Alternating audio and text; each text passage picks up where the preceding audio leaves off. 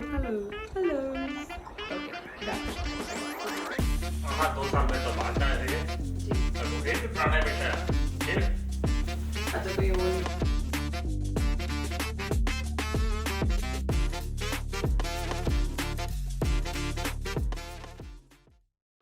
Hello ਸਤਿ ਸ਼੍ਰੀ ਅਕਾਲ ਕੀ ਹਾਲ ਹੈ ਸਾਰਿਆਂ ਦਾ ਸਵਾਗਤ ਹੈ ਜੀ ਤੁਹਾਡਾ ਰਮਨ ਕੌਰ ਦੇ ਪੋਡਕਾਸਟ ਦੇ ਵਿੱਚ ਗੱਲਾਂ ਵਿਦ ਬੱਲਾ ਦੀ ਕੁੜੀ ਤੇ ਅੱਜ ਦੇ ਪੋਡਕਾਸਟ ਦੇ ਵਿੱਚ ਅਸੀਂ ਗੱਲ ਕਰਨ ਵਾਲੇ ਹਾਂ 1905 ਤੋਂ ਲੈ ਕੇ 2023 ਤੱਕ ਜਿਹੜਾ ਟਾਈਮ ਚੱਲ ਰਿਹਾ ਇਹਦੇ ਵਿੱਚ ਜਿੰਨੇ ਵੀ ਇਮੀਗ੍ਰੈਂਟਸ ਆਏ ਹੋਏ ਆ ਉਹਨਾਂ ਇਮੀਗ੍ਰੈਂਟਸ ਦੇ ਕਿੰਨੇ ਯੋਗਦਾਨ ਆ ਮਤਲਬ ਉਹਨਾਂ ਨੇ ਕਿੰਨੀਆਂ ਕੁ ਪ੍ਰੋਬਲਮਸ ਫੇਸ ਕੀਤੀਆਂ ਕਿਸੇ ਵੀ ਚੀਜ਼ ਨੂੰ ਐਸਟੈਬਲਿਸ਼ ਕਰਨ ਦੇ ਲਈ ਹੁਣ ਬੰਦਾ ਇਹ ਗੱਲ ਸੋਚ ਕੇ ਹੈਰਾਨੀ ਹੁੰਦੀ ਹੈ ਕਿ ਜਦੋਂ ਕੋਈ 1905 ਦੇ ਵਿੱਚ ਆਇਆ ਹੋਊਗਾ 1905 ਦੇ ਵਿੱਚ ਪੰਜਾਬੀ ਇੰਡੀਅਨਸ ਆਉਣੇ ਇੱਥੇ ਸ਼ੁਰੂ ਹੋ ਗਏ ਆਉਣ ਤੋਂ ਬਾਅਦ ਕਿਵੇਂ ਇੱਥੇ ਰਹਿ ਹੋਗੇ ਕਿਵੇਂ ਉਹਨਾਂ ਨੇ ਜਗ੍ਹਾ ਬਣਾਈ ਤੇ ਅੱਜ ਅਸੀਂ ਇੱਥੇ ਸਾਰੇ ਆਏ ਹੋਏ ਆ ਅਸੀਂ ਇੱਥੇ ਰਹਿੰਦੇ ਆ ਤਾਂ ਅਸੀਂ ਕਹਿੰਦੇ ਆ ਕਿ ਸਾਨੂੰ ਇਹ ਦੂਜਾ ਪੰਜਾਬ ਲੱਗਦਾ ਸਾਨੂੰ ਇੱਥੇ ਆ ਕੇ ਪੰਜਾਬ ਦੀ ਕਮੀ ਮਹਿਸੂਸ ਨਹੀਂ ਹੁੰਦੀ ਕਿਉਂਕਿ ਇੱਥੇ ਇੱਕਦਮ ਕਹਿ ਸਕਦੇ ਕਿ ਤੁਹਾਨੂੰ ਹਰ ਚੀਜ਼ ਮਿਲਦੀ ਆ ਸਭ ਕੁਝ ਇਦਾਂ ਲੱਗਦਾ ਕਿ ਜਿਵੇਂ ਤੁਸੀਂ ਆਪਣੇ ਘਰ ਬੈਠੇ ਆ ਤੇ ਇਹ ਇੱਕ ਸਾਫ਼ ਸੁਥਰੇ ਜਿਹੇ ਪੰਜਾਬ 'ਚ ਘੁੰਮਦੇ ਆ ਪਰ ਇਹ ਕਿੰਨਾ ਦੀ ਬਦੌਲਤ ਹੋਇਆ ਤੇ ਜਦੋਂ ਨਾ ਅਮਰਿੰਦਰ ਗਿੱਲ ਹੁਣਾਂ ਦੀ ਫਿਲਮ ਦੇਖੀ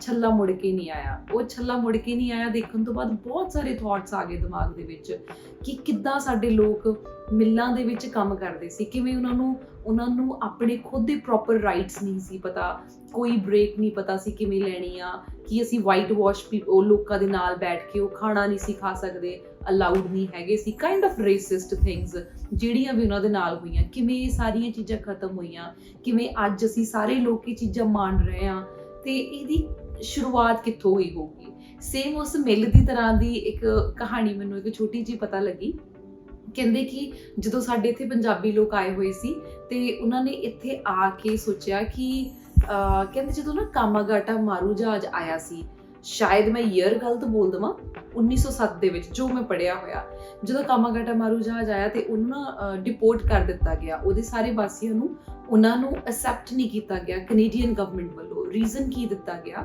ਕਹਿੰਦੇ 1905 ਐਂਡ 1906 ਦੇ ਵਿੱਚ ਜਿਹੜੇ ਵੀ ਲੋਕ ਆਉਂਦੇ ਸੀ ਇੱਕ ਲਾਅ ਚੱਲਿਆ ਸੀ ਕਿ ਤੁਸੀਂ ਆ ਸਕਦੇ ਆ ਬਟ 1907 ਦੇ ਵਿੱਚ ਲੋਕਾਂ ਦੇ ਮਨਾਂ ਦੇ ਵਿੱਚ ਇੱਕ ਡਰ ਬਹਿ ਗਿਆ ਕਿ ਜਿਹੜੇ ਇਹ ਇਮੀਗ੍ਰੈਂਟ ਲੋਕ ਆਉਣਗੇ ਕਿਉਂਕਿ ਉਹਨਾਂ ਨੂੰ ਲੱਗਦਾ ਸੀ ਕਿ ਜਿਹੜੇ ਇੰਡੀਅਨ ਲੋਕ ਆ ਕਿ ਇਹ ਕਾਫੀ ਸਸਤੇ ਤੇ ਵੀ ਕੰਮ ਕਰ ਸਕਦੇ ਆ ਤੇ ਸਾਡੇ ਕੰਮ ਇਹ ਬਹੁਤ ਸਸਤੇ ਕਰ ਦੂਗੇ ਤੇ ਕਹਿੰਦੇ ਉਹਨਾਂ ਨੇ ਨਾ ਜਦੋਂ ਉਹਨਾਂ ਨੂੰ ਪਤਾ ਸੀ ਕਿ ਕਾਮਾਗਾਟਾ ਮਾਰੂ ਜਹਾਜ਼ ਆਉਣਾ ਵਾ ਉਹਦੇ ਆਉਣ ਤੋਂ ਪਹਿਲਾਂ ਹੀ ਉਹਨਾਂ ਨੇ ਨਾ ਇੱਕ ਰੋਇਟ ਸਟਾਰਟ ਕਰ ਦਿੱਤੇ ਸੀ ਉਹ ਚਾਹੁੰਦੇ ਹੀ ਨਹੀਂ ਸੀ ਕਿ ਉਹ ਜਹਾਜ਼ ਲੱਗੇ ਕਹਿੰਦੇ ਉਹ ਥੋੜੇ ਦਿਨ ਬਾਅਦ ਹੀ ਜਦੋਂ ਉਹ ਜਹਾਜ਼ ਆ ਗਿਆ ਇੱਥੇ ਆਉਣ ਤੋਂ ਬਾਅਦ ਹੀ ਉਹਨੂੰ ਡਿਪੋਰਟ 2 ਮਹੀਨੇ ਬਾਅਦ ਉਹਨੂੰ ਡਿਪੋਰਟ ਕਰ ਦਿੱਤਾ ਗਿਆ ਕੋਰਟ ਦੇ ਵਿੱਚ ਕੇਸ ਲੜਿਆ ਗਿਆ ਫਿਰ ਵੀ ਉਹ ਸਾਰੇ ਡਿਪੋਰਟ ਹੋ ਗਏ ਰੀਜ਼ਨ ਸੀ ਕਿ ਉਹਨਾਂ ਨੇ ਕਿਹਾ ਸੀ ਕਿ ਕਾਮਾਗਾਟਾ ਮਾਰੂ ਜਹਾਜ਼ ਡਾਇਰੈਕਟ ਕਿਉਂ ਨਹੀਂ ਆਇਆ ਕਿਉਂਕਿ ਇੱਕ ਲਾਅ ਬਣਾ ਦਿੱਤਾ ਗਿਆ ਸੀ ਕਿ ਉਹ ਕੋਈ ਵੀ ਜੇ ਕਿਸੇ ਨੇ ਵੀ ਕੈਨੇਡਾ ਦੇ ਵਿੱਚ ਆਉਣਾ ਹੋਵੇ ਨਾ ਜਿਹੜੀ ਉਹਨਾਂ ਦੀ ਕੰਟਰੀ ਆ ਉਹਨਾਂ ਨੂੰ ਉੱਥੋਂ ਚੱਲਣਾ ਪੈਣਾ ਤੇ ਉਹ ਡਾਇਰੈਕਟ ਇੱਥੇ ਆਉਣ ਜਿਹੜਾ ਕਾਮਾਗਾਟਾ ਮਾਰੂ ਜਹਾਜ਼ ਸੀ ਉਹ 2-3 ਜਗ੍ਹਾ ਤੋਂ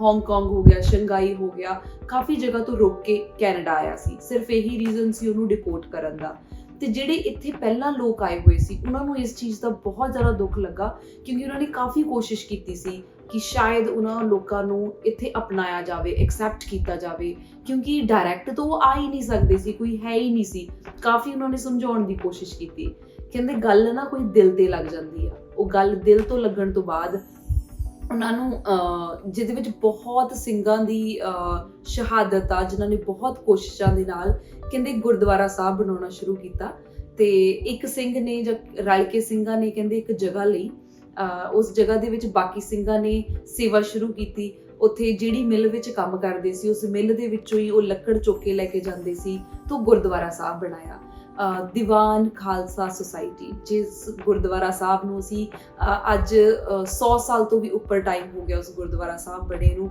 ਜਿਹਦੀ ਹੈਲਪ ਦੇ ਨਾਲ ਜਿਹਦੀ ਮਦਦ ਦੇ ਨਾਲ ਲੋਕਾਂ ਨੂੰ ਇੱਥੇ ਇਮੀਗ੍ਰੈਂਟਸ ਦੇ ਰਾਹ ਖੁੱਲੇ ਆਪਣੇ ਲੋਕ ਇੱਕ ਆਪਣਾ ਭਾਈਚਾਰਾ ਬਣ ਗਿਆ ਇੱਕ ਕਮਿਊਨਿਟੀ ਸੈੱਟ ਹੋ ਗਈ ਜਿਹਦੇ ਵਿੱਚ ਲੋਕ ਬੈਠ ਸਕੇ ਇੱਕ ਦੂਜੇ ਦੇ ਨਾਲ ਗੱਲਾਂ ਬਾਤਾਂ ਕਰਨੀਆਂ ਸ਼ੁਰੂ ਹੋ ਗਈਆਂ ਲੋਕਾਂ ਨੇ ਆਪਣੀਆਂ ਪ੍ਰੋਬਲਮਸ ਦੱਸਣੀਆਂ ਸ਼ੁਰੂ ਕੀਤੀਆਂ ਫਿਰ ਲੋਕਾਂ ਜਿਹੜੇ ਇੱਥੇ ਆਪਣੇ ਪੰਜਾਬੀ ਸਿੱਖ ਆਏ ਹੋਏ ਸੀ ਇੰਡੀਅਨਸ ਆਏ ਹੋਏ ਸੀ ਉਹਨਾਂ ਨੇ ਮਹਿਸੂਸ ਕੀਤਾ ਕਿ ਸਾਡੇ ਪਰਿਵਾਰ ਤਾਂ ਉੱਥੇ ਹੀ ਰਹਿ ਗਏ ਆ ਤੇ ਅਸੀਂ ਇੱਕ ਆਪਣਾ ਨਵਾਂ ਜਗ੍ਹਾ ਆਪਣੀ ਨਵੀਂ ਜਗ੍ਹਾ ਅਸੀਂ ਇੱਥੇ ਬਣਾ ਚੁੱਕੇ ਆ ਅਸੀਂ ਤਾਂ ਉਦੋਂ ਪੂਰੇ ਹੋਵਾਂਗੇ ਜਦੋਂ ਅਸੀਂ ਆਪਣੇ ਪਰਿਵਾਰਾਂ ਨੂੰ ਵੀ ਇੱਥੇ ਬੁਲਾ ਸਕੀਏ।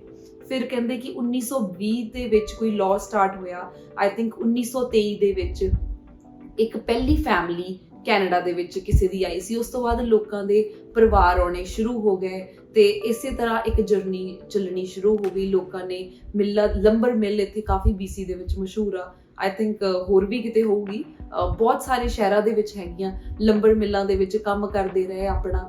ਤੇ ਜਦੋਂ ਕਹਿੰਦੇ ਲੋਕਾਂ ਦੇ ਪਰਿਵਾਰ ਆਉਣੇ ਸ਼ੁਰੂ ਹੋ ਗਏ, ਉਹਨਾਂ ਨੇ ਮਹਿਸੂਸ ਕੀਤਾ ਕਿ ਸਾਡੇ ਬੱਚੇ ਆਪਣੀ ਜ਼ੁਬਾਨ ਮਤਲਬ ਪੰਜਾਬੀ ਬੋਲੀ ਜਿਹੜੀ ਹੈਗੀ ਆ ਬੋਲ ਰਹੇ ਆ ਘਰਾਂ ਦੇ ਵਿੱਚ, ਪਰ ਲਿਖਣੀ ਨਹੀਂ ਆਉਂਦੀ ਹੈਗੀ। ਤੇ ਉਹਨਾਂ ਨੇ ਬਹੁਤ ਸਾਰੀਆਂ ਮਹਿਸੂਸ ਕੀਤਾ ਕਿ ਬੱਚੇ ਆਪਣੀ ਫੈਮਲੀਜ਼ ਦੇ ਵਿੱਚ ਹੀ ਅਨਕੰਫਰਟੇਬਲ ਹੋਣਾ ਸ਼ੁਰੂ ਹੋ ਗਏ ਸੀ।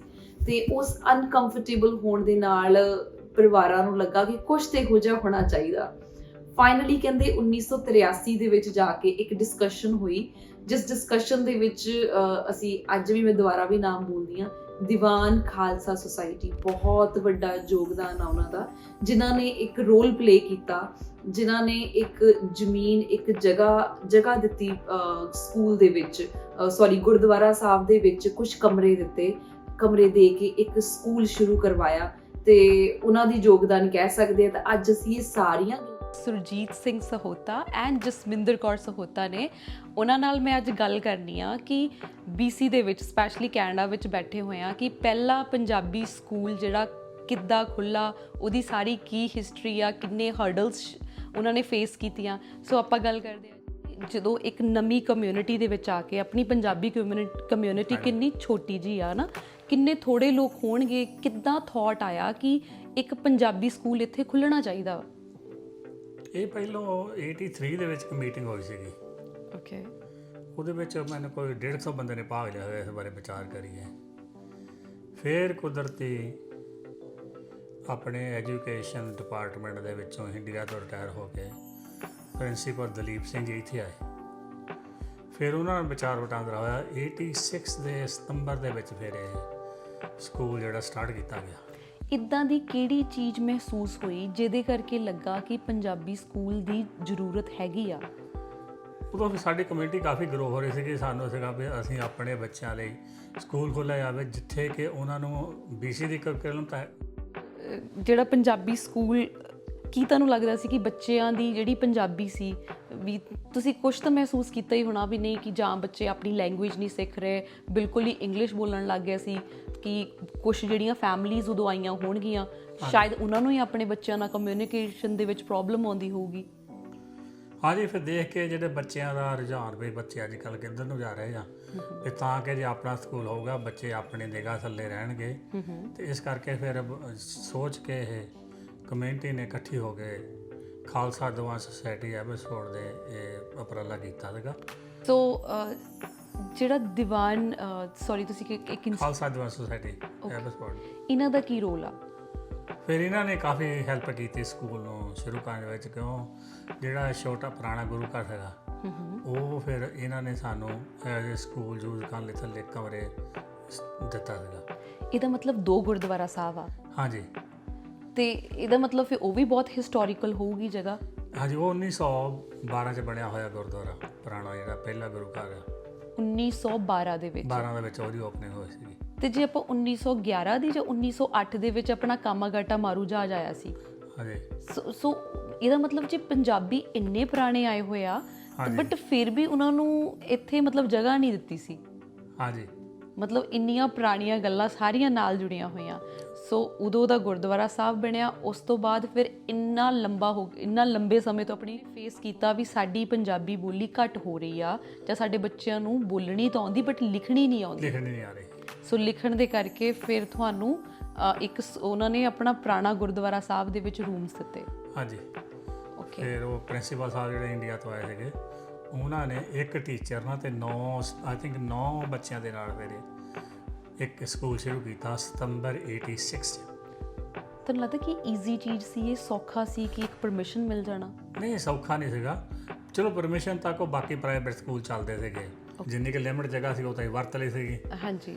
ਫਿਰ ਕੁਦਰਤੀ ਸਾਨੂੰ ਇੱਕ ਸਕੂਲ ਮਿਲਿਆ, ਉਹਨੂੰ 4 ਐਵਨਿਊ ਤੇ ਕਹਿੰਦੇ ਆ, ਅਮਰੀਕਾ ਦੇ ਬਾਰਡਰ ਦੇ ਨਾਲ। ਠੀਕ ਆ। ਫਿਰ ਅਸੀਂ 5ਵੀਂ ਤੋਂ ਜਿਹੜੀਆਂ 6ਵੀਂ 7ਵੀਂ 8ਵੀਂ ਦੀਆਂ ਕਲਾਸਾਂ ਉੱਥੇ ਸ਼ੁਰੂ ਕੀਤੀਆਂ। ਅੱਛਾ ਜੀ, 5ਵੀਂ ਤੋਂ 8ਵੀਂ ਤੱਕ 8ਵੀਂ ਦਾ ਫਿਰ ਸਕੂਲ ਬਹੁਤ ਚਿਰ ਚੱਲਦਾ ਰਿਹਾ। ਠੀਕ ਆ। ਫਿਰ ਹੌਲੀ ਹੌਲੀ ਫਿਰ ਡਿਸਾਈਡ ਕੀਤਾ ਵੀ ਆਪਾਂ ਹੁਣ 10ਵੀਂ 9ਵੀਂ ਸ਼ੁਰੂ ਕਰੀਏ, ਫਿਰ 10ਵੀਂ ਤਾਈਂ। ਠੀਕ ਆ ਫਿਰ ਜਦੋਂ ਮੇਰਾ ਲੜਕਾ ਹੀ ਸੀਗਾ ਪਹਿਲਾ ਗ੍ਰੇਡ ਹੀ ਨਹੀਂ 9ਵੀਂ ਦਾ ਸ਼ੁਰੂ ਕੀਤਾ, ਜੀ। ਤੇ 10ਵੀਂ ਵੀ ਇਹ ਪਹਿਲਾ ਯਾਨੀ ਕਿ ਬੈਚ ਜਿਹੜਾ ਉੱਥੋਂ ਗ੍ਰੇਡ ਵਿੱਚ ਹੋ ਕੇ ਨਿਕਲੇ। ਅੱਛਾ ਜੀ। ਤੇ ਇਹ 9 ਸਟੂਡੈਂਟ ਸੀਗੇ, 7 ਕੁੜੀਆਂ ਤੇ 2 ਮੁੰਡੇ। 2 ਮੁੰਡੇ। ਤੇ ਜਿਹੜਾ ਇਹਦਾ ਫੀਸ ਸਟਰਕਚਰ ਸੀ, ਜਿੱਦਾਂ ਹੁਣ ਟੀਚਰਸ ਤੁਸੀਂ ਹਾਇਰ ਕਰਦੇ ਹੋਵੋਗੇ, ਟੀਚਰਸ ਨੂੰ ਤਾਂ ਫੀਸ ਦੇਣੀ ਪੈਂਦੀ ਹੋਊਗੀ। ਟੀਚਰ ਨੂੰ ਪਿਊਰੀ ਤੇ ਜਿੱਦਾਂ BC ਜੋ ਹੈਗੀ ਰਿਕੁਆਇਰਮੈਂਟ ਉਹਦੇ ਤਨਖਾਹ ਤਾਂ ਦੇਣੀ ਪੈਂਦੀ ਆ। ਤੇ ਫਿਰ ਉਹ ਕਿੱਦਾਂ ਉਹ ਸਾਈਕਲ ਜਿਹੜੀ ਚੱਲਦਾ ਕੋਈ ਸੀ? ਬੱਚਿਆਂ ਦੇ ਜਿਹੜੇ ਆਪਣੇ ਫੀਸ ਆ ਲੈਂਦੇ ਆ ਜੀ ਕੁਝ ਫੀਸ, ਜੀ। ਤੇ ਜਿਹੜਾ ਆਪਰੇਟਿੰਗ ਕਾਸਟ ਆ ਗਵਰਨਮੈਂਟ ਦੀ ਉਹ 50% ਗਵਰਨਮੈਂਟ ਦਿੰਦੀ ਆ। ਓਕੇ ਤੇ ਬਾਕੀ ਸਾਡੀਆਂ ਕਮਿਊਨਿਟੀ ਤੁਹਾਨੂੰ ਦੱਸਿਆ ਡੋਨੇਸ਼ਨ ਜਿਹੜੀ ਕਮਿਊਨਿਟੀ ਬਹੁਤ ਦਿੰਦੀ ਸੀਗੀ। ਜੀ। ਵੀ ਜਿੱਦਾਂ ਹੁਣ ਉਹ ਕਿ ਮੱਕੜ ਸਾਹਿਬ ਨੇ ਜਾਂ ਹੋਰ ਆ ਜਿਹੜੇ ਉਹ ਕਮਿਊਨਿਟੀ ਦੇ ਖਰਚੇ ਆਉਂਦੇ ਸੀਗੇ, ਫਿਰ ਉਹ ਜਿਹੜੇ ਪੈਸੇ ਆ ਉਹ ਸਕੂਲ ਦੇ ਨੂੰ ਚਲਾਉਣ 'ਚ ਸਾਰੇ ਸਹਾਈ ਹੁੰਦੇ ਸੀਗੇ। ਠੀਕ ਆ। ਤੇ ਜਿਹੜੀ ਬਿਲਡਿੰਗ ਸੀ ਉਹਦੇ ਵਿੱਚ ਪ੍ਰੋਪਰ ਇਨਫਰਾਸਟ੍ਰਕਚਰ ਸੀ, ਜਿੱਦਾਂ ਆਮ ਸਕੂਲਾਂ ਦੇ ਵਿੱਚ, ਗਵਰਨਮੈਂਟ ਸਕੂਲਸ ਉਹਦੇ ਵਿੱਚ ਹੁੰਦਾ? ਸਾਰਾ ਕੁਝ ਸੇਮ ਸੀਗਾ, ਜੀ। ਪਰ ਸਾਡੇ ਕੋਲ ਇੱਕ ਜਿਮ ਦੀ ਘਾਟ ਸੀਗੀ।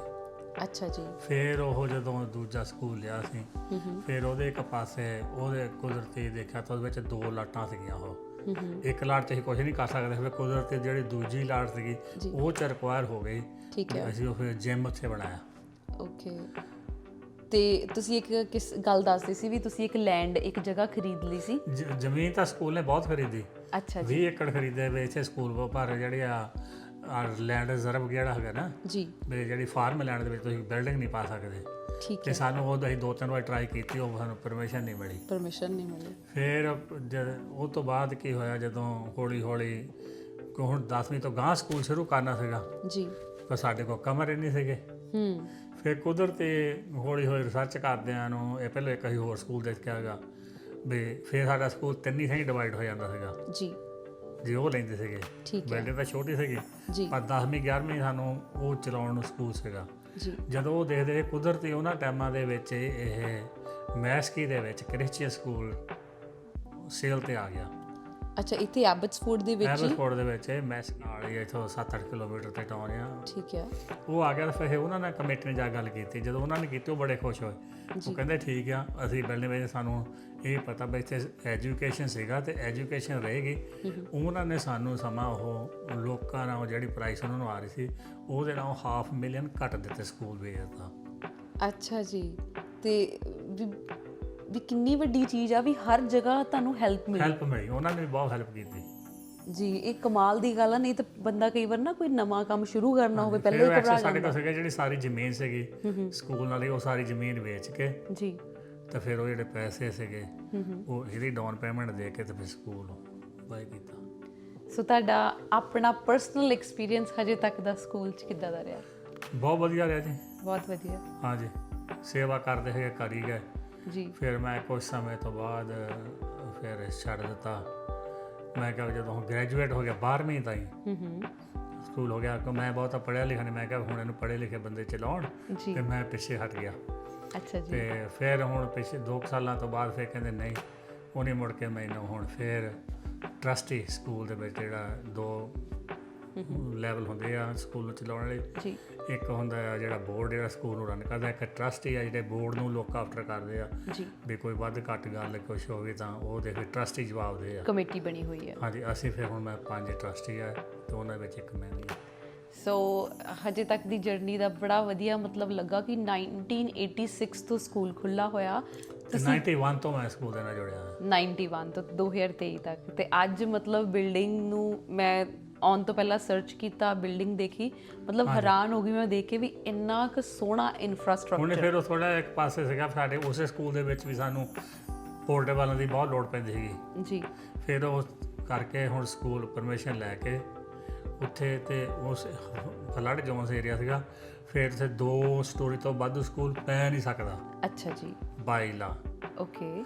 ਫਿਰ ਉਹਦਾ ਸਿਟੀ ਨਾਲ ਕਰਕੇ ਲਾ ਕੇ ਪਾਇਆ ਵੀ ਨਹੀਂ, ਸਾਨੂੰ 3 ਸਟੋਰੀ ਤੋਂ ਸਾਡਾ ਕੰਮ ਨਹੀਂ ਚੱਲਦਾ। ਜੀ। ਫਿਰ ਉੱਥੇ 3 ਸਟੋਰੀ ਸਕੂਲ ਜਿਹੜਾ ਹੁਣ ਉਹ ਇੱਕ ਪਾਸੇ ਬਿਲਡਿੰਗ ਪਾਈ ਆ, ਤੇ ਹੁਣ ਸਾਡੇ ਕੋਲ ਕਾਫੀ ਇਨਫ ਰੂਮ, ਜਗ੍ਹਾ, ਨਹੀਂ ਇਨਫਰਾਸਟ੍ਰਕਚਰ ਦਾ ਬਹੁਤ ਸੋਹਣਾ, ਬਟ ਇੱਕ ਚੀਜ਼ ਹੋਰ ਆ ਕਿ ਜਦੋਂ ਤੁਸੀਂ ਸਕੂਲ ਵੀ ਬਣਾ ਲਏ, ਉਹਦੀ ਆ ਜਿਹੜੀ ਮੇਨਟੇਨੈਂਸ ਆ ਬਹੁਤ ਵਧੀਆ ਲੈਵਲ ਤੇ ਆ। ਚੀਜ਼ਾਂ ਸ਼ੁਰੂ ਤਾਂ ਹੁੰਦੀਆਂ ਵਾ, ਸਟਾਰਟਅਪ ਕਰਦੇ ਆ, ਬਾਅਦ 'ਚ ਰੁਕ ਜਾਂਦੀਆਂ, ਬਟ ਇਹ ਜਦੋਂ ਤੁਸੀਂ ਦੇਖ ਲਓ ਕਿ ਕਦੋਂ ਤੋਂ ਸ਼ੁਰੂ ਹੋਇਆ, ਡੇ ਬਾਈ ਡੇ ਚੀਜ਼ ਗਰੋ ਹੋ ਰਹੀ ਆ।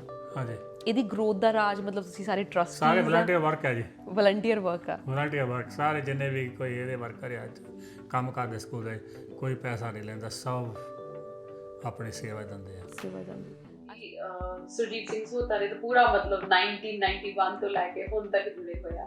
ਹੁਣ ਤੁਸੀਂ ਵੀ ਕਿੰਨਾ ਵਲੰਟੀਅਰ ਕੰਮ ਕੀਤਾ, ਤੁਸੀਂ ਦੱਸੋ।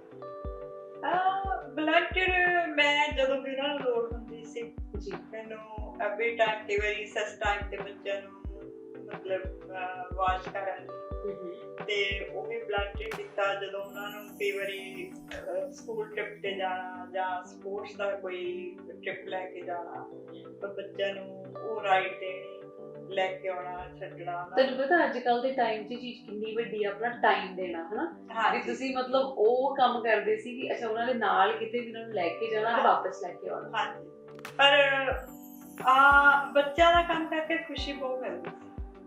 ਅੱਛਾ ਜੀ। ਕਦੇ ਆਪਣਾ ਟਾਈਮ ਬਾਰੇ ਨਹੀਂ ਸੀ ਸੋਚਿਆ, ਹੁੰਦਾ ਸੀ ਬੱਚਿਆਂ ਨਾਲ ਤੁਸੀਂ ਟਾਈਮ ਸਪੈਂਡ ਕਰਦੇ ਆ, ਉਹਨਾਂ ਨਾਲ ਗੱਲਾਂ ਕਰਦੇ ਆ, ਕੁਛ ਉਹਨਾਂ ਤੋਂ ਵੀ ਸਿੱਖਦੇ ਆ, ਉਹਨਾਂ ਨੂੰ ਵੀ ਦੱਸਦੇ ਆ ਜੀ। ਤੇ ਤੁਸੀਂ ਆਪ ਉਹਨਾਂ ਨੂੰ ਦੇਖਦੇ ਜਾ ਕੇ ਕਿਸ ਤਰ੍ਹਾਂ ਕਰਦੇ ਆ। ਤੁਹਾਨੂੰ ਇਹ ਚੀਜ਼ ਨਹੀਂ ਮਹਿਸੂਸ ਹੁੰਦੀ ਕਿ ਜਦੋਂ ਪੇਰੈਂਟਸ ਜ਼ਿਆਦਾ ਆਪਣੇ ਬੱਚਿਆਂ ਨਾਲ ਵੀ ਅਟੈਚ ਆ, ਮਤਲਬ ਤੁਸੀਂ ਸਕੂਲ ਦੇ ਵਿੱਚ ਵੀ ਪੂਰੀ ਕੰਟਰੀਬਿਊਸ਼ਨ ਪਾ ਰਹੇ ਆ, ਸਕੂਲ ਦੇ ਵਿੱਚ ਵੀ ਤੁਹਾਡਾ ਪੂਰਾ ਪੇਰੈਂਟਸ ਦੀ ਇਨਵੋਲਵਮੈਂਟ ਆ, ਬੱਚਿਆਂ ਦੇ ਸਾਰਿਆਂ ਦੇ ਪੇਰੈਂਟਸ ਇੱਕ ਦੂਸਰੇ ਨੂੰ ਜਾਣਦੇ ਆ, ਉਹਦਾ ਬੱਚਿਆਂ ਤੇ ਕਿੱਦਾਂ ਦਾ ਇੰਪੈਕਟ ਪੈਂਦਾ ਸੀ? ਬੱਚਿਆਂ ਦੇ ਆਈ ਥਿੰਕ ਜਦੋਂ ਪੇਰੈਂਟਸ ਨੂੰ ਵੀ ਗੈਟ ਟੂਗੈਦਰ ਦੇਖਦੇ ਆ ਤੇ ਉਹਨਾਂ ਨੂੰ ਵੀ ਆਪਣੀ ਸੋਸ਼ਲ ਲਾਈਫ ਬਾਰੇ ਪਤਾ ਚੱਲਦਾ ਵੀ ਅਸੀਂ ਵੀ ਇੱਕ ਦੂਜੇ ਨਾਲ ਬੈਠ ਕੇ ਰਹੀਏ। ਹਾਂ, ਨਹੀਂ ਹੁਣ ਅਸੀਂ ਆਪਣਾ ਕਰਦੇ ਆ, ਥੋੜਾ ਸਾਈਡ ਤੇ ਅਸੀਂ ਆਪਣਾ ਵਕਤ ਤੇ ਉਹ ਬੱਚੇ ਵੀ ਫਿਰ ਕੁਛ ਨਾ ਕੁਛ ਆਪਣੀ ਲਾਈਫ ਦੇ ਵਿੱਚ ਕਿਸੇ ਨਾਲ ਵਲੰਟੀਅਰ ਕਰਦੇ ਆ ਜਾਂ ਕਿਸੇ ਦੀ ਹੈਲਪ ਕਰਦੇ ਆ, ਕੁਛ ਨਾ ਕੁਛ ਤਾਂ ਉਹ ਇਹਨਾਂ ਚੀਜ਼ਾਂ ਤੋਂ ਸਿੱਖਦੇ ਆ। ਸੋ ਤੁਸੀਂ ਬਹੁਤ ਵਲੰਟੀਅਰ, ਇਹਦਾ ਮਤਲਬ ਕਿ ਸਕੂਲ ਦੀ ਗੱਲ ਕੀਤੀ ਜਾਵੇ ਤੇ ਬਹੁਤ ਰੋਲ ਵੱਡਾ ਵੀ ਹੈਗਾ ਸਾਰਿਆਂ ਦਾ ਹੀ।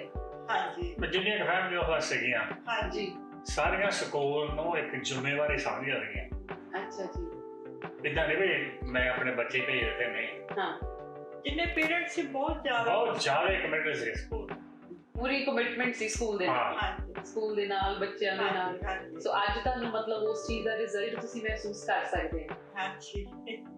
ਕਿਉਂਕਿ ਹੁਣ ਜਿਹੜੇ ਬੱਚੇ ਆ ਜਿਹੜੇ ਇਹਨਾਂ ਲੈ ਕੇ ਜਾਂਦੇ ਸੀ ਸਾਰਿਆਂ ਨੂੰ, ਹੁਣ ਜਿੱਥੇ ਵੀ ਕਿਤੇ ਮਿਲਦੇ ਆ ਉਹ ਨੱਠ ਕੇ ਆ ਕੇ ਇਹਨੂੰ ਮਿਲਦੇ ਆ। ਸੋ ਤੁਸੀਂ ਕਹਿ ਸਕਦੇ ਕਿ ਜਿੰਨਾ ਪਿਆਰ ਵੰਡਿਆ ਅੱਜ ਤੁਹਾਨੂੰ ਉਨਾ ਹੀ ਜ਼ਿਆਦਾ ਪਿਆਰ ਮਿਲ ਰਿਹਾ। ਹਾਂਜੀ, ਹਰ ਕੋਈ ਰਿਸਪੈਕਟ ਕਰਦਾ। ਦੂਸਰੀ ਗੱਲ ਇਹ ਆ, ਜੇ ਬੱਚੇ ਭਾਵੇਂ ਛੋਟਾ ਵੀ ਜੇ ਅਸੀਂ ਰਿਸਪੈਕਟ ਕਰਾਂਗੇ ਤਾਂ ਹੀ ਤੁਹਾਨੂੰ ਬੈਕ ਦੋ। ਸੋ ਤੁਹਾਨੂੰ ਅੰਕਲ ਦੀ ਕਿਵੇਂ ਦੀ ਸਪੋਰਟ ਹੁੰਦੀ ਸੀ ਕਿ ਸੁਰਜੀਤ ਸਿੰਘ ਤੁਹਾਨੂੰ ਕਿੰਨੀ ਸਪੋਰਟ ਕਰਦੇ ਸੀ? ਇਹਨਾਂ ਨੇ ਕਦੇ ਨਹੀਂ ਮੈਨੂੰ ਕੁਝ ਕਿਹਾ ਸੀ, ਮੇਰਾ ਆਪਣਾ ਡਿਸੀਜਨ ਹੁੰਦਾ ਸੀਗਾ। ਇਹਦਾ ਮਤਲਬ ਬੱਚਿਆਂ ਦਾ ਤਾਂ ਟੋਟਲੀ ਮੇਰੇ ਉੱਪਰ ਸੀ। ਤੁਸੀਂ ਕਿੰਨਾ ਦੀ ਕੰਟਰੀਬਿਊਸ਼ਨ ਮੰਨਦੇ ਆ? ਮੈਂ ਤਾਂ ਹੀ ਬਹੁਤ ਮੰਨਦਾ, ਬਹੁਤ ਮੰਨਦੇ। ਤਾਂ ਫਿਰ ਜਿਹਨੇ ਇੱਕ ਸਟੋਰ ਵੀ ਗਿਆ ਜੀ, ਮੈਂ ਇਹਨੂੰ ਇਹ ਕਿਹਾ ਵੀ ਤੂੰ ਬੱਚਿਆਂ ਨੂੰ ਟਾਈਮ ਦੇ ਦੇਣਾ ਜੀ, ਸਟੋਰ ਤੇ ਜਿਹੜਾ ਮਰਜ਼ੀ ਹਾਇਰ ਕਰ ਲਾ, ਜੀ। ਉਹਨੂੰ ਛੱਡ ਕੇ ਤਾਂ ਤੂੰ ਬੱਚਿਆਂ ਕੋਲ, ਇਸੇ ਕਰਕੇ ਫਿਰ ਤਾਂ ਉਹਨੂੰ ਕਿਉਂਕਿ ਮੇਰਾ ਬੇਟਾ ਵੀ ਸਪੋਰਟਸ ਖੇਡੇ, ਵੈਸੇ ਤਿੰਨੋਂ ਹੀ, ਪਰ ਮਿਡਲ ਵਾਲਾ ਬੇਟਾ ਕਾਫੀ ਸਪੋਰਟ ਖੇਡਦਾ ਸੀ। ਸੋ ਮੈਂ ਕਦੇ ਉਹਦੀ ਅੱਜ ਤੱਕ ਕੋਈ ਗੇਮ ਨਹੀਂ ਸੀ ਮਿਸ ਕੀਤੀ। ਅੱਛਾ, ਸਾਰੀਆਂ ਗੇਮਸ ਦੇਖਣ ਵੀ ਮੈਂ ਉਹਨੂੰ ਲੈ ਕੇ ਜਿੱਥੇ ਵੀ ਜਾਣਾ ਮੈਂ ਲੈ ਕੇ ਜਾਂਦੀ ਇਸੇ ਕੈਲੀਫੋਰਨੀਆ ਜੀ, ਸੈਨ ਡਿਏਗੋ। ਅੱਛਾ, ਸਾਰੀਆਂ ਜਗ੍ਹਾ ਤੁਸੀਂ ਜਾਂਦੇ ਸੀ? ਹਾਂ, ਅਸੀਂ ਉਹ ਸੈਂਡੀਗੋ ਤਾਂ ਅਸੀਂ ਦੋਨੋਂ ਗਏ ਸੀ। ਵੈਸੇ ਨੈਚੁਰਲੀ ਇੱਥੇ ਜਿਹੜੀਆਂ ਜਿੰਨੀਆਂ ਗੇਮਸ ਹੁੰਦੀਆਂ ਸੀ ਸਕੂਲ ਵੱਲੋਂ ਵੀ ਜਿੰਨੀਆਂ ਖੇਡਦਾ ਸੀ ਸਾਰਿਆਂ ਤੇ ਅਸੀਂ ਲੈ ਕੇ ਜਾਂਦੇ। ਸੋ ਕੋਈ ਸਕੂਲ ਦੀ ਕੋਈ ਬਹੁਤ ਵੱਡੀ ਦੇਣ ਹੋਵੇ ਸੋਸਾਇਟੀ ਨੂੰ, ਆਪਣੀ ਕਮਿਊਨਿਟੀ ਨੂੰ, ਕਿ ਕੁਝ ਬੱਚੇ ਬਹੁਤ ਬਣ ਕੇ ਨਿਕਲੇ ਹੋਣ ਜਾਂ ਕੋਈ ਪ੍ਰੋਜੈਕਟਸ ਵਗੈਰਾ? ਸਾਰੇ ਤਕਰੀਬਨ ਕਾਫੀ ਬੱਚੇ ਡਾਕਟਰ ਵੀ ਬਣੇ ਆ, ਇੰਜੀਨੀਅਰ ਵੀ ਬਣੇ ਆ, ਲਾਇਰ ਵੀ ਹੈਗੇ ਆ, ਚਾਰਟਰਡ ਅਕਾਊਂਟੈਂਟ ਵੀ ਹੈਗੇ। ਸੋ ਕਹਿ ਸਕਦੇ ਕਿ ਇਹੋ ਜਿਹਾ ਕੋਈ ਫਰਕ ਨਹੀਂ ਸੀ ਕਿ ਜੇ BC ਦਾ ਕੋਈ ਗਵਰਨਮੈਂਟ ਸਕੂਲ ਸੀ ਜਾਂ ਉਹਦੀ ਬਰਾਬਰਤਾ ਨਾ ਕੀਤੀ ਹੋਵੇ ਸਕੂਲ? ਨਹੀਂ, ਅੱਗੇ ਸਮਾਂ ਵੱਧ ਕੀਤਾ ਉਹ ਕੰਮ, ਨਹੀਂ ਘੱਟ ਨਹੀਂ ਕੀਤਾ, ਮਤਲਬ ਪੂਰੇ ਪੱਟੇ ਚੱਕੇ ਹੋਏ। ਬਾਕੀ ਟੀਚਰਸ ਤੇ ਵੀ ਬਹੁਤ ਜ਼ਿਆਦਾ ਡਿਪੈਂਡ ਹੁੰਦਾ, ਟੀਚਰ ਬਹੁਤ ਸਾਰੇ। ਟੀਚਰਸ ਕੱਲੇ ਪੰਜਾਬੀ ਤੁਸੀਂ ਹਾਇਰ ਕਰਦੇ ਆ ਜਾਂ ਸਾਰੇ? ਨਹੀਂ, ਸਾਰੇ ਕਮਿਊਨਿਟੀ ਦਾ ਮਿਕਸ ਹੈਗੇ ਸਾਰੇ। ਅੱਛਾ ਉਹ ਖੁਸ਼ ਹੋ ਕੇ ਆਉਂਦੇ ਆ ਹਾਂਜੀ। ਮਤਲਬ ਕਿ ਹਾਂਜੀ ਦੈਟਸ ਰੀਅਲੀ ਗੁੱਡ ਨਾ ਵੀ ਇਹ ਨਹੀਂ ਕਿ ਜੇ ਇਹ ਹਾਂਜੀ, ਸੌਰੀ ਹਾਂਜੀ। ਜੇ ਪੰਜਾਬੀ ਕਮਿਊਨਿਟੀ ਸਕੂਲ ਆ ਤੇ ਇੱਥੇ ਸਿਰ ਅਸੀਂ ਨਹੀਂ ਪੜਾਉਂਦੇ ਜੀ, ਸਭ ਤੋਂ ਸਾਡੇ ਜਿਹੜੇ ਪਹਿਲੇ ਟੀਚਰ ਸੀਗੇ ਜੀ ਫੀਜਨ ਸੀਗੇ ਉਹ। ਅੱਛਾ ਫੀਜਨ ਨੇ ਉਹ ਪਹਿਲੇ ਸੀਗੇ ਜਿਹੜੇ ਡਾਕਟਰ ਰਮਨ ਉਹ ਬਿਜਿੰਸਕੀ। ਵਜਿੰਸਕੀ ਸਾਡੀ ਪਹਿਲੀ ਉਹ ਵਾਈਟ ਹਾਂਜੀ, ਟੀਚਰ ਫਿਰ ਅੱਛਾ ਸੀਗੇ। ਵਾਈਟ ਟੀਚਰ ਸੀ ਹਾਂ। ਜਿਹਨੇ ਪਹਿਲੀ ਕਲਾਸ ਸਾਡੀ ਸ਼ੁਰੂ ਕੀਤੀ, ਪੜ੍ਹਾਈ ਸ਼ੁਰੂ ਕੀਤੀ ਅੱਛਾ ਜੀ ਜਿਨ੍ਹਾਂ ਨੇ ਫਿਰ ਦੈਟਸ ਰੀਅਲੀ ਅੱਛਾ ਪਹਿਲਾ ਜਦੋਂ ਸਕੂਲ ਸਟਾਰਟ ਹੋਇਆ ਸ਼ਰਵਾਤ ਤੇ ਉਹ ਜਿਹੜੀ ਕੁੜੀ ਸੀਗੀ ਉਹਨੇ ਪਹਿਲੀ ਟੀਚਰ ਸਾਡੀ ਉਹ ਸੀ ਤੁਸੀਂ ਇਹ ਦੇਖੋ ਕਿ ਪਹਿਲਾ ਟੀਚਰ ਸਾਡਾ ਪੰਜਾਬੀ ਨਹੀਂ ਸੀ ਵਾਈਟ ਟੀਚਰ ਸੀ ਵਾਈ ਸੀਗੀ। ਉਹ ਤੋਂ ਸੈਕੰਡ ਟੀਚਰ ਮਿਸਿਸ ਬਲੈਕ ਆਈ, ਅੱਛਾ ਫਿਰ ਉਹ ਆਏ ਵੈਸੇ ਚਾਰ ਬਾਤ ਹੋਈ ਸੀ। ਜਾਂ ਬਹੁਤ ਬਹੁਤ ਬਾਅਦ ਚ ਆਈ ਆ। ਅੱਛਾ ਮਤਲਬ ਤੁਸੀਂ ਦੇਖੋ ਵੀ ਇਹ ਕਿੰਨੀ ਸੋਹਣੀ ਚੀਜ਼ ਹੈ ਨਹੀਂ ਤਾਂ ਕਈ ਵਾਰ ਬੰਦਾ ਕਹਿੰਦਾ ਸਾਡੇ ਪੰਜਾਬੀ ਟੀਚਰ ਤਾਂ ਬਹੁਤ ਬਾਅਦ ਚ ਆਈਆਂ। ਪਹਿਲਾਂ ਸਾਰਾ ਸਾਡਾ ਸਕੂਲ ਆ ਉਹ ਇੰਗਲਿਸ਼ ਟੀਚਰ ਨਾਲ ਹੀ ਸ਼ੁਰੂ ਹੋਇਆ, ਅੱਛਾ ਇੰਗਲਿਸ਼ ਟੀਚਰਸ ਐਂਡ ਉਹ ਖੁਸ਼ ਹੋ ਕੇ ਇੱਥੇ ਆਏ ਉਹਨਾਂ ਨੇ ਹਾਂਜੀ। ਬੱਚਿਆਂ ਨੂੰ ਤੇ ਪੜ੍ਹਾਇਆ ਪੰਜਾਬੀ ਟੀਚਰ ਬਣਾਉਂਦੇ ਸੀਗੇ ਜੀ ਤੇ ਉਹ ਮਾਸਟਰ ਗੁਰਦੇਵ ਸਿੰਘ ਦਾ ਸੀਗਾ ਨਾਮ, ਜੀ ਉਹ ਬੱਚਿਆਂ ਨੂੰ ਪੰਜਾਬੀ ਸਿਖਾਉਂਦੇ ਸੀ। ਸੋ ਇਹਦਾ ਮਤਲਬ ਕਿ ਸਕੂਲ ਦੇ ਵਿੱਚ ਅਸੀਂ ਇਹ ਨਹੀਂ ਕਹਿ ਸਕਦੇ ਕਿ ਸਿਰਫ ਸਪੈਸਿਫਿਕ ਕਮਿਊਨਿਟੀ ਦੇ ਲੋਕ ਜਾਂ ਬੱਚੇ ਆਏ ਆ ਸੋ ਮਿਕਸ ਸਾਰਾ ਰਿਹਾ ਤੇ ਹਾਂਜੀ ਸਟਾਰਟਿੰਗ ਦੇਖੋ ਵਾਈਟ ਟੀਚਰ ਨਾਲ ਹੋਈ ਆ ਇਟਸ ਮੀਨਸ ਅ ਲੋਟ ਹੈ ਨਾ ਹਾਂਜੀ ਯਾ ਟੀਚਰ ਦੇ ਨਾਲ ਪੂਰੇ ਪੂਰੇ ਜੁੜੇ ਹੋਏ ਆ। ਤੇ ਹੁਣ ਕਹਿੰਦੇ ਨਾ ਕਿ ਪਹਿਲਾ ਕੰਮ ਹੀ ਸ਼ੁਰੂ ਕਰਨਾ ਸਭ ਤੋਂ ਔਖਾ ਹੁੰਦਾ ਸੋ ਪਹਿਲੀ ਵਾਰ ਤੁਸੀਂ ਸੋਚਿਆ ਜਿਨ੍ਹਾਂ ਨੇ ਵੀ ਪਹਿਲਾ ਖਿਆਲ ਆਇਆ ਵੀ ਪੰਜਾਬੀ ਸਕੂਲ ਖੁੱਲ੍ਹਣਾ ਜ਼ਰੂਰੀ ਆ ਖੁੱਲਿਆ ਹੁਣ ਜੇ ਅਸੀਂ ਅੱਜ ਗੱਲ ਕਰਦੇ ਤਾਂ ਅੱਜ ਬਹੁਤ ਸਾਰੇ ਪੰਜਾਬੀ ਹਾਂਜੀ। ਸਕੂਲ ਪਰ ਕਮਿਊਨਿਟੀ ਨੇ ਬਹੁਤ ਸਾਥ ਦਿੱਤਾ ਜੀ। ਹਾਂਜੀ ਜਦੋਂ ਇਹ ਸਕੂਲ ਨੂੰ ਔਕੜ ਆਉਂਦੀ ਸੀਗੀ, ਕੋਈ ਪੈਸੇ ਦੀ ਕਮੀ ਆਉਂਦੀ ਸੀਗੀ, ਮੈਂ ਤੁਹਾਨੂੰ ਇੱਕ ਜ਼ਿਕਰ ਕਰਾਂਗਾ। ਜੀ ਕੇਸਰ ਸਿੰਘ ਮੱਕੜ ਜੀ ਕਾਫੀ ਬਜ਼ੁਰਗ ਸਿਆਣੇ ਸੀਗੇ। ਜਦੋਂ ਸਾਨੂੰ ਪੈਸੇ ਦੀ ਲੋੜ ਪਈ ਤਾਂ ਮੈਂ ਵੀ ਐਜ਼ ਏ ਖਜ਼ਾਨਚੀ 16-17 ਸਾਲ ਸਰਵ ਕੀਤਾ ਬੋਰਡ ਦੇ ਉੱਤੇ ਅੱਛਾ ਜੀ ਤੇ ਸਾਡੇ ਕੋਲ ਪੈਸੇ ਹੈ ਨਹੀਂ ਤੇ ਉਹ ਪ੍ਰਿੰਸੀਪਲ ਨੂੰ ਲੈ ਕੇ ਤੇ ਛਾਵੜਿਆ ਬੈਂਕ ਆਪਣੇ ਲਈ ਕਰਨਾ ਅਸੀਂ ਕਿਸੇ ਲਈ ਕਿਉਂ ਕਰੀਏ ਕਮਿਊਨਿਟੀ ਦੀ ਬਹੁਤ ਦੇਣ ਸੀਗੀ। ਦੂਜੇ ਸਾਡੇ ਸੀਗੇ ਸ਼ਬਨਮ ਸਿੰਘ ਬਰਾੜ, ਉਹਨਾਂ ਦੇ ਪਿਤਾ ਜੀ, ਉਹ ਵੀ ਇੱਧਰੋਂ ਵਿਨੀਪੈਗ ਤੋਂ ਰਿਟਾਇਰਡ ਪ੍ਰਿੰਸੀਪਲ ਆਏ ਸੀਗੇ ਇੱਥੇ। ਅੱਛਾ ਜੀ ਉਹਨਾਂ ਨੇ ਮੇਰੇ ਸਕੂਲ ਦੇ ਵਿੱਚ ਬਹੁਤ ਮਦਦ ਕੀਤੀ। ਬੱਚੇ ਸੈਲ ਕਰਦੇ ਸਾਨੂੰ ਇਹ ਗੱਲ ਸਿਖਾਈ ਜਾਂਦੀ ਹੈ ਕਿ ਸ਼ੇਅਰ ਇਜ਼ ਕੇਅਰ ਵੰਡ ਖਾਓ ਖੰਡ ਖਾਓ ਜਾਂ ਵੰਡਾਂਗੇ ਖੁਸ਼ੀ ਵੰਡਾਂਗੇ ਤਾਂ ਨਹੀਂ ਵਾਪਸ ਮਿਲਦੀ ਆ ਜਦੋਂ ਮੇਰਾ ਘਰ ਆਇਆ ਸੀਗਾ ਫਲੱਡ ਨਹੀਂ, earthquake। ਅਰੇ ਕੋਈ ਚੀਜ਼ ਸੋ ਮੇਰਾ ਵੱਡਾ ਬੇਟਾ ਸੀ ਉਦੋਂ ਆਈ ਥਿੰਕ ਗ੍ਰੇਡ 10 ਦੇ ਵਿੱਚ ਸੀ ਔਰ ਬੱਚੇ ਵੀ ਉਹ ਆਈ ਥਿੰਕ 9 ਜਾਂ 10 ਸੀਗੇ। ਤੁਸੀਂ ਬਲੀਵ ਕਰੋਗੇ ਸਾਰਾ ਫੰਡ ਉਹਨਾਂ ਨੇ $10,000 ਰੇਜ਼ ਕਰਕੇ ਉਹਨੂੰ ਭੇਜਿਆ ਸੀ। ਅੱਛਾ ਜੀ ਕਦੀ ਇਹਨਾਂ ਨੇ ਫੋਨ ਆਪਣੇ ਕੋਲ ਬਿਜਲੀ ਦਾ ਬਿੱਲ ਨਹੀਂ ਲਿਆ ਸੀਗਾ, ਕਦੀ ਕੋਈ ਪੈਸਾ ਚਾਰਜ ਨਹੀਂ ਕਰਦੇ। ਜਿਹੜੀ ਉਹ ਬਿਲਡਿੰਗ ਸੀਗੀ ਉਹ ਆਲਮੋਸਟ ਫ੍ਰੀ। ਇਹ ਵੀ ਮੋਢੀ ਲੋਕ ਹੁੰਦੇ ਵੀ ਕੌਣ ਸੀ ਉਹੋ ਜਿਹੇ ਲੋਕ ਵੀ ਜਿਨ੍ਹਾਂ ਦਾ ਮਤਲਬ ਕਿ ਵੀ ਜਿੱਦਾਂ ਹੁਣ ਆਪਾਂ ਸਕੂਲ ਦੀ ਗੱਲ ਕਰਦੇ ਹਾਂ ਸੋ ਉਹਦੇ ਤੋਂ ਪਹਿਲਾਂ ਜ਼ਿਕਰ ਹੋਇਆ ਕਿ ਦੀਵਾਨ ਖਾਲਸਾ ਸੁਸਾਇਟੀ ਦਾ ਦੇ ਸਕੂਲ ਆ ਜਿਹੜਾ ਪੁਰਾਣੀ ਬਿਲਡਿੰਗ ਸੀ ਗੁਰਦੁਆਰਾ ਸਾਹਿਬ ਦੀ ਉੱਥੋਂ ਸ਼ੁਰੂ ਕੀਤਾ ਤੇ ਇਹਦਾ ਮਤਲਬ ਤੇ ਹਿਸਟਰੀ ਤੇ ਦੀਵਾਨ ਖਾਲਸਾ ਸੁਸਾਇਟੀ ਦੀ ਵੀ ਇੱਕ ਆਪਣੀ ਹੋਊਗੀ ਹਾਂਜੀ। ਜਿੰਨੇ ਵੀ ਆਪਣੇ ਕਮਿਊਨਿਟੀ ਦੇ ਜਾਵੇ ਆ ਜੀ ਉਹ ਆਪਣੀ ਕਮਿਊਨਿਟੀ ਦੇ ਨਾਲ ਸਿਰੇ ਚੜ੍ਹਦੇ ਆ। ਇਸ ਕਰਕੇ ਮੈਂ ਤਾਂ ਇਹ ਕਹੂੰਗਾ ਵੀ ਸਾਰੀ ਕਮਿਊਨਿਟੀ ਨੂੰ ਆਪਣੇ ਜਿੰਨੇ ਜੇ ਇਹ ਸਕੂਲ ਨੇ ਕੋਈ ਹੋਰ ਵੀ ਕੋਈ ਕਮਿਊਨਿਟੀ ਕੰਮ ਕਰਦੀ ਹੈ ਜੀ ਉਹਦੇ ਵਿੱਚ ਵੱਧ ਚੜ੍ਹ ਕੇ ਹਿੱਸਾ ਲੈ ਕੇ ਉਹਨਾਂ ਨੂੰ ਕਾਮਯਾਬ ਕਰਨਾ ਚਾਹੀਦਾ ਕਿਉਂਕਿ ਜਿਹੜਾ ਪ੍ਰੋਗਰਾਮ ਵੀ ਆਉਂਦਾ ਕਮਿਊਨਿਟੀ ਦੇ ਉਹ ਭਲੇ ਲਈ ਹੁੰਦਾ ਆ ਤੇ ਕਮਿਊਨਿਟੀ ਦਾ ਭਲਾ ਤਾਂ ਹੀ ਹੋਇਆ ਜੇ ਆਪਾਂ ਉਹਨਾਂ ਪ੍ਰੋਗਰਾਮਾਂ ਨੂੰ ਸਕਸੈਸ ਕਰਾਂਗੇ। ਜੀ ਮੇਰਾ ਵੀ ਨਾ ਅੱਜ ਇੰਟਰਵਿਊ ਕਰਨ ਦਾ ਇਹੀ ਮਤਲਬ ਸੀ ਕਿ ਮੈਂ ਜਾਣਨਾ ਚਾਹੁੰਦੀ ਸੀ ਕਿ ਜਦੋਂ ਪਹਿਲਾ ਸਕੂਲ ਕਿਸੇ ਦੇ ਦਿਮਾਗ 'ਚ ਥੌਟ ਹੀ ਆਇਆ ਹੋਊਗਾ ਕਿ ਕਿੱਦਾਂ ਖੋਲਾਂਗੇ ਕੀ ਕਰਾਂਗੇ ਉਹਦੀ ਕਿੱਦਾਂ ਦੀ ਜਰਨੀ ਹੋਊਗੀ ਤੇ ਇਹ ਸਾਰੀ ਜਰਨੀ ਦੇ ਵਿੱਚ ਨਾ ਮਤਲਬ ਇਹੀ ਮੈਨੂੰ ਤਾਂ ਸਮਝ ਲੱਗਾ ਕਿ ਆਪਣੀ ਕਮਿਊਨਿਟੀ ਨੇ ਬਹੁਤ ਯੋਗਦਾਨ ਪਾਇਆ। ਹਾਂਜੀ ਤੇ ਤੁਹਾਨੂੰ ਲੱਗਦਾ ਕਿ ਵੀ ਹੁਣ ਤੁਸੀਂ ਬਹੁਤੇ ਬੰਦੇ ਸ਼ਾਇਦ ਮੈਂ ਨਾਂ ਭੁੱਲ ਗਿਆ ਇਹ ਵਿੱਚ ਜੀ ਮਹਿੰਦਰ ਸਿੰਘ ਗਿੱਲ ਹੋਣੇ ਜਾਂ ਹੋਰ ਬਹੁਤ ਫੈਮਲੀਆਂ ਸੀਗੀਆਂ ਜੀ ਜਿਨ੍ਹਾਂ ਨੇ ਬਹੁਤ ਸਕੂਲ ਲਈ ਮਦਦ ਕੀਤੀ ਆ। ਜੀ ਯਾਨੀ ਕਿ ਹੋਰ ਇਹ ਨਹੀਂ ਵੀ ਇਹ ਇਕੱਲੇ ਹੋਰ ਜਿਹੜੇ ਕਿਸੇ ਨੇ ਫਾਈਨੈਂਸ਼ੀਅਲ ਤੌਰ ਤੇ ਕਿਸੇ ਨੇ ਹੋਰ ਜਿਹੜੇ ਕੰਸਟਰਕਸ਼ਨ ਦੇ ਵਿੱਚ ਮੁੰਡੇ ਸੀਗੇ ਜੇ ਕੋਈ ਲੋਹਾਂ ਨੂੰ ਲੋੜ ਪੈ ਜਾਣੀ ਹਾਂਜੀ ਜਿਮ ਬਣਾਉਣਾ ਸੀਗਾ ਠੀਕ ਹੈ ਮੁੰਡਿਆਂ ਨੇ ਫ੍ਰੀ ਸੇਵਾ ਕਰਕੇ ਦਿੱਤੀ। ਅੱਛਾ ਜੀ ਬਿਨਾਂ ਕਿਸੇ ਦੇਖੋ ਤੁਸੀਂ ਇੱਕ ਨਾ ਰੋਲ ਮਾਡਲ ਸੈਟਅਪ ਕਰਤਾ ਤੁਸੀਂ ਲੋਕਾਂ ਹਾਂਜੀ ਇੱਕ ਇਦਾਂ ਦਾ ਸੈਟਅਪ ਕੀਤਾ ਕਿ ਅੱਜ ਕੋਈ ਵੀ ਆਊਗਾ ਉਹ ਬੰਦਾ ਕਹੂਗਾ ਵੀ ਯਾਰ ਸਾਡੀ ਕਮਿਊਨਿਟੀ ਦੇ ਵਿੱਚ ਸਾਡੇ ਲੋਕ ਇੰਨਾ ਕੰਮ ਕਰ ਚੁੱਕੇ ਆ ਤੇ ਹੁਣ ਇੱਕ ਸਾਡੇ ਵਰਗੇ ਲੋਕਾਂ ਦੀ ਰਿਸਪੌਂਸਿਬਿਲਿਟੀ ਹੋ ਗਈ ਕਿ ਕੱਲ ਨੂੰ ਜੇ ਸਾਨੂੰ ਕੁਝ ਕਰਨਾ ਪਊਗਾ ਤਾਂ ਅਸੀਂ ਕਿੱਦਾਂ ਦਾ ਤੇ ਕੀ ਕਰਾਂਗੇ ਬਸ ਹਨਾ ਤੇ ਇੱਕ ਲਾਸਟ ਚੀਜ਼ ਕਿ ਸਾਨੂੰ ਪਤਾ ਕਿ ਇੱਥੇ first language is English language. ਅਸੀਂ ਜੀ। ਕਿਤੇ ਵੀ ਜਾਂਦੇ ਹਾਂ ਸਾਨੂੰ ਇੰਗਲਿਸ਼ 'ਚ ਗੱਲ ਕਰਨੀ ਪੈਂਦੀ ਹੈ, ਗੱਲ ਕਰ ਜਿਹੜਾ ਬੋਲਣਾ। ਸਕੂਲ ਆ ਉਹਦਾ ਵੀ ਜਿਹੜਾ ਫਸਟ ਆ ਹਾਂ ਜੋ BC ਦਾ ਜੀ। ਸਬਜੈਕਟ ਨੇ ਕੋ ਕਹਿ ਲਓ ਜਿਹਨੂੰ ਕਹਿੰਦੇ ਜੀ ਉਹ ਸਾਰੇ ਸਾਨੂੰ ਉਹ ਪੜਾਉਣੇ ਪੈਣੇ ਆ, ਠੀਕ ਹੈ, ਉਹ ਕੰਪਲਸਰੀ ਆ ਉਹ ਕੰਪਲਸਰੀ ਆ। ਜੀ। ਤੇ ਫਿਰ ਜਿਹੜਾ ਸਾਡਾ ਸਕੂਲ ਦਾ ਅੱਧਾ ਘੰਟਾ ਜਿਹੜਾ ਬਾਕੀ ਸਕੂਲਾਂ ਨਾਲੋਂ ਟਾਈਮ ਲੈਂਥ ਜ਼ਿਆਦਾ ਆ, ਠੀਕ ਆ 15 ਮਿੰਟ ਸਵੇਰ ਨੂੰ 15 ਸ਼ਾਮ ਨੂੰ। ਸ਼ਾਮ ਨੂੰ। ਉਹ ਜਿਹੜਾ ਅੱਧਾ ਘੰਟਾ ਕੱਢਦੇ ਆ ਉਹਦੇ ਵਿੱਚ ਫਿਰ ਆਪਾਂ ਉਹ ਪੰਜਾਬੀ ਉਹਨਾਂ ਨੂੰ ਐਡ ਕਰਦੇ ਆ। ਉਹਨੂੰ ਐਡ ਕਰਦੇ ਆ। ਕਦੀ ਤੁਸੀਂ ਮਹਿਸੂਸ ਕੀਤਾ ਹੀ, ਮੰਨ ਲਓ ਕਿ ਤੁਹਾਨੂੰ ਸਾਰੀ ਦਿਹਾੜੀ ਕਿਸੇ ਨਾਲ ਇੰਗਲਿਸ਼ 'ਚ ਗੱਲ ਕਰਨੀ ਪਵੇ, ਕਿ ਜਦੋਂ ਬੰਦਾ ਆਪਣੀ ਬੋਲੀ 'ਚ ਬੋਲਦਾ ਨਾ ਉਹ ਕਿੰਨਾ ਕੁ ਸਕੂਨ ਮਿਲਦਾ ਫਿਰ।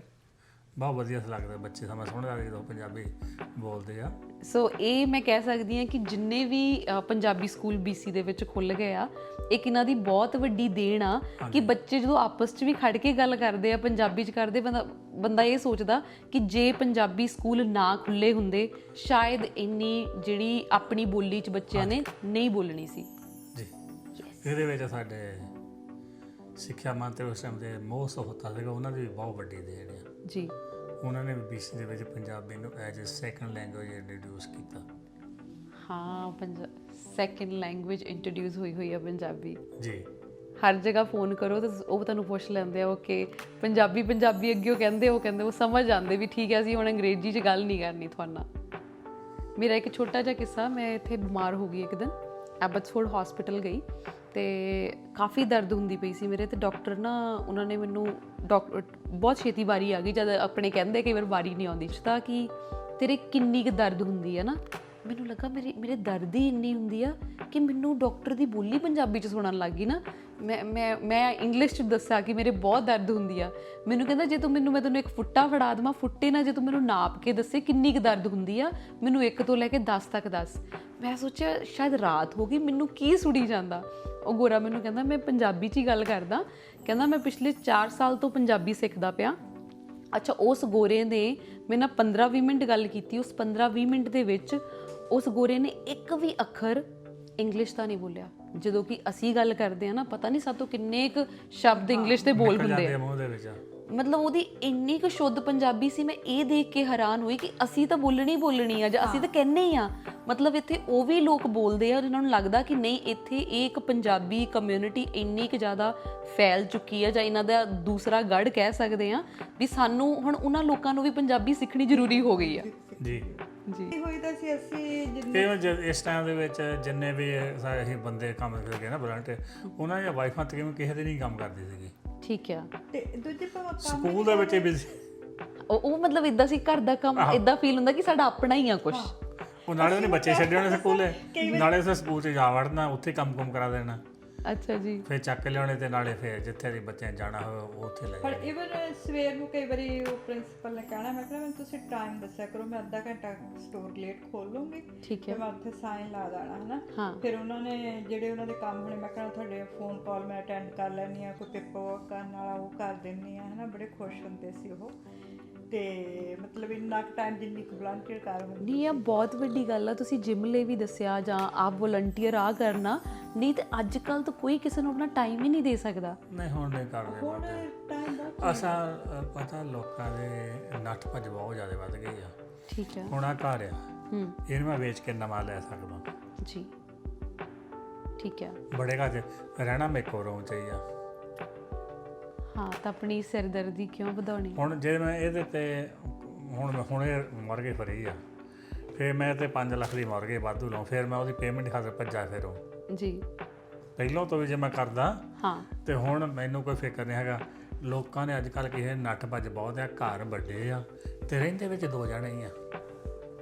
ਤੇ ਭੱਜਣਾ, ਤੁਸੀਂ ਮੈਨੂੰ ਇੱਕ ਵਾਰੀ ਦੱਸਦੇ ਸੀ ਕਿ ਪਹਿਲਾਂ ਸੈਟਰਡੇ ਸੰਡੇ ਛੁੱਟੀ ਹੁੰਦੀ ਸੀ। ਸੈਟਰਡੇ ਸੰਡੇ ਬੰਦ ਹੁੰਦੇ ਗਏ। ਸੰਡੇ ਤਾਂ ਮੋਸਟਲੀ ਹੁੰਦੀ ਸੀ।